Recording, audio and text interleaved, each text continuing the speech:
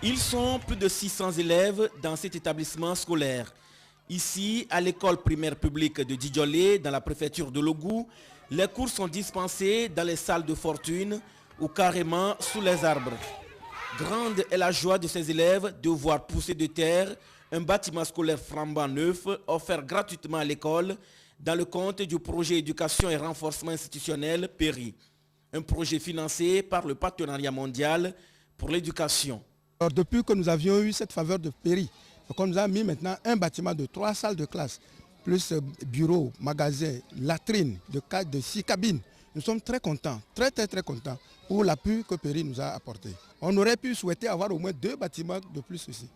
Même architecture à l'école primaire publique d'Oufio, dans les plateaux, et à l'école primaire publique Maoussi, dans le Bamounou. Au total, 8 écoles dans la région maritime et 8 dans les plateaux ont été réalisées dans le cadre de la phase dite laboratoire du projet administré par la Banque mondiale.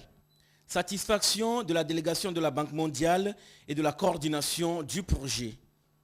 L'étape laboratoire dont on parle, c'est pour nous permettre de tester les outils de l'approche communautaire que nous avons adoptés pour la construction des salles de classe en milieu rural.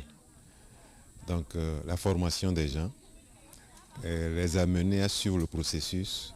Nous avons pu tester ça pour savoir là où nous devons corriger avant de lancer à grande échelle.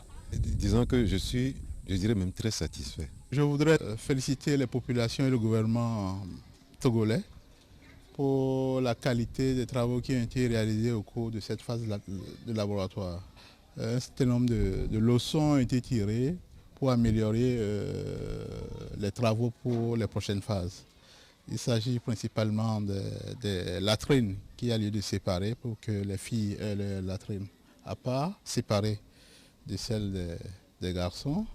Et également au niveau du bâtiment, il y a des petites améliorations qu'il y a à faire au niveau de la charpente.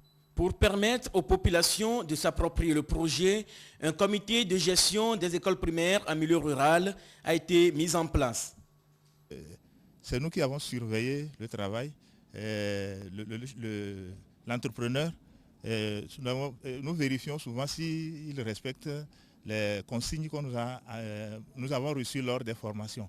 Donc il y a certaines incompréhensions parce qu'ils trouvent mal comment les paysans peuvent venir leur donner des instructions. Mais à la fin de compte, ça a marché.